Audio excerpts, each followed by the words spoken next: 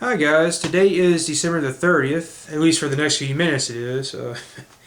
Today I'm going to do a DVD update, which of course will be the last DVD update of the year I will do, since New Year's Eve is upon us and a whole new year as well. This time I've got 8 movies to show you guys, but this won't take long because most of them are in collection packs, so it's not going to be like 8 individual movies, of course. I bought these yesterday on the 29th if you're watching this in the future. I was in the area where my state capital is, and me and my parents went to Walmart while we were there. And I used my gift card to buy these movies. Even though these weren't originally what I was going to buy, since the movie I was going to buy I couldn't find, I bought these instead. Um, I guess I'll show you guys these in alphabetical order. First up is a movie from 1987 starring most notably Kiefer Sutherland, and the two Corys, Corey Feldman and Corey Haim. And if you've seen this movie, you probably know what it is already. There's other people who star in this, of course, but to be honest with you, off the top of my head, they're the only ones I can remember the names of. And that's The Lost Boys, which is basically a vampire movie. Essentially, in the movie, Corey Haim and his character's brother, they move with their single mother to Southern California to live with their grandfather. Where Corey Feldman meets the Frog Brothers, who are self-proclaimed vampire hunters. And as it turns out, where they move to it's infested with vampires, essentially. Allegedly led by Kiefer Sutherland.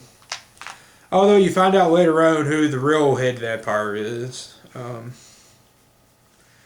And essentially, Corey Haim's brother he unknowingly drinks vampire blood from Kiefer Sutherland, which turns him into a half vampire. And if he feeds on somebody, he'll become a full vampire. And so the Frog Brothers and Corey Haim's character, Sam, I think his name is. It's been a long time since I've seen this.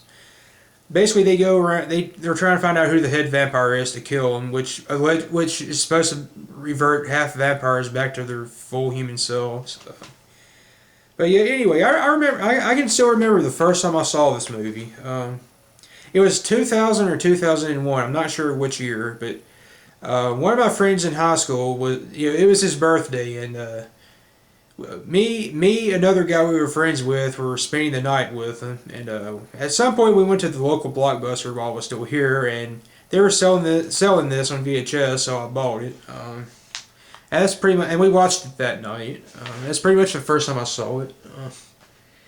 So anyway, next up is 3 horror movies it's the first 3 horror movies in a franchise, and that's the 3 Puppet Master movies. I first saw the first one when I was a little kid. Probably one of the earliest horror movies I ever saw. Pinhead is my favorite puppet, if you're wondering, if you've ever seen the movies.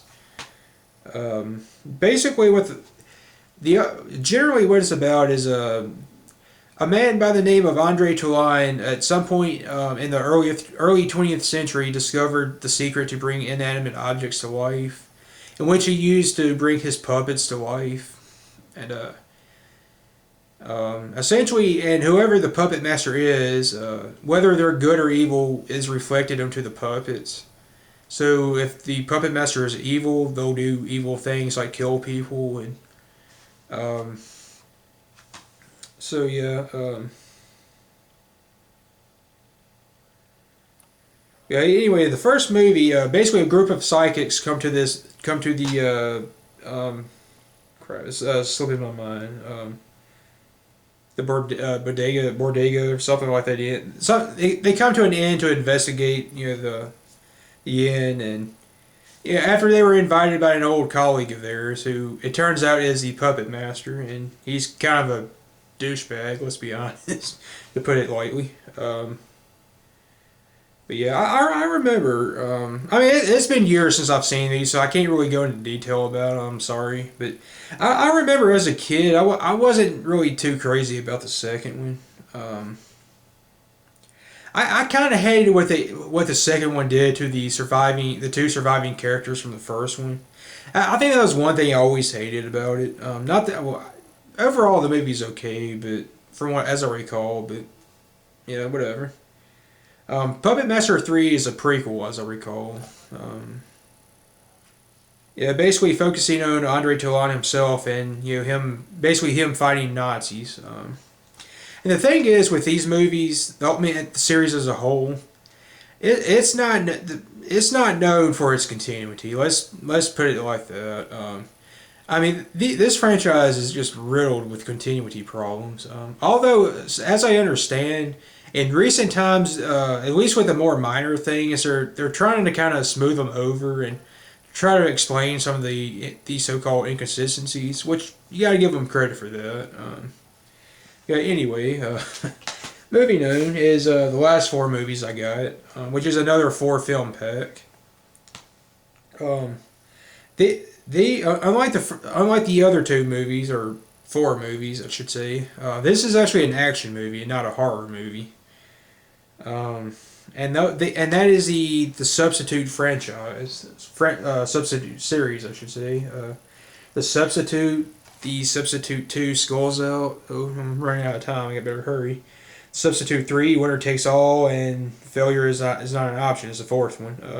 The first one stars Tom Berenger and Ernie Hudson. The other three stars Treat Williams. Basically, in the okay, so we got a little bit. Okay, basically these are the kind of movies that you could describe as like the tough high school movies, sort of action movies. In the first one, Tom Berenger plays an ex-Vietnam soldier and an ex-mercenary who's dating this teacher at this pretty rough high school. And while he's visiting her, she ends up getting attacked by this gang of students who operate in this, who go to the high school. Basically, they injure her bad enough that she has to take time off work, and behind her back, he becomes the substitute teacher in her classroom to find the gang who did this to her, and basically take him down himself. Yeah, and the second one was actually the first one of these movies I saw.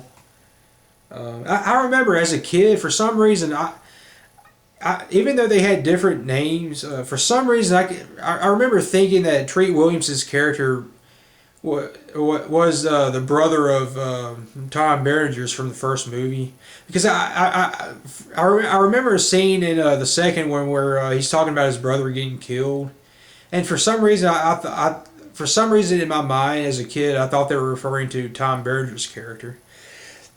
Even though they weren't. It's basically the same setup, except obviously it's his brother in the second one, and in that one his brother is murdered during a carjacking. The third one moves up to a university, and the villains of the movie is the university's football team. Basically, they deal drugs and blackmail and. From the way it sounds in the description, they're extorting people as well. By the way, I've never seen the third and fourth one, so I'm not sure what they're about exactly. But the fourth one moves up even a bit more to the next level, and the fourth one takes place at an elite military school, and Treat Williams' character is fighting neo-Nazis who are students at the school. So. I guess you could say each movie kind of escalates something from the previous. Like it goes from like a gang at a high school to neo-Nazis at a military school. The first one's a pretty cool action movie. I mean, they're guy movies basically, you could say. I mean, there's no sense denying it. They're basically guy movies, as I've heard people describe other things. The CDs are kind of plain. They put the first and third one on the same CD for some reason. 2 and 4 are individual, so I don't know. I'm not really too sure why they did that. But yeah, anyway, I'm running out of time, so thank you guys for watching. I'm sorry I had to rush through this, but my camera, I forgot to upload my other videos to my computer, and I can't erase them right now, so I was kind of hard pressed for time for this, so I had to rush through this. I'm sorry, but anyway, thanks for watching, and I'll see you guys tomorrow, or whenever I do my next video, which hopefully I'll do one tomorrow, but I guess we'll see. So thanks for watching again. See you later.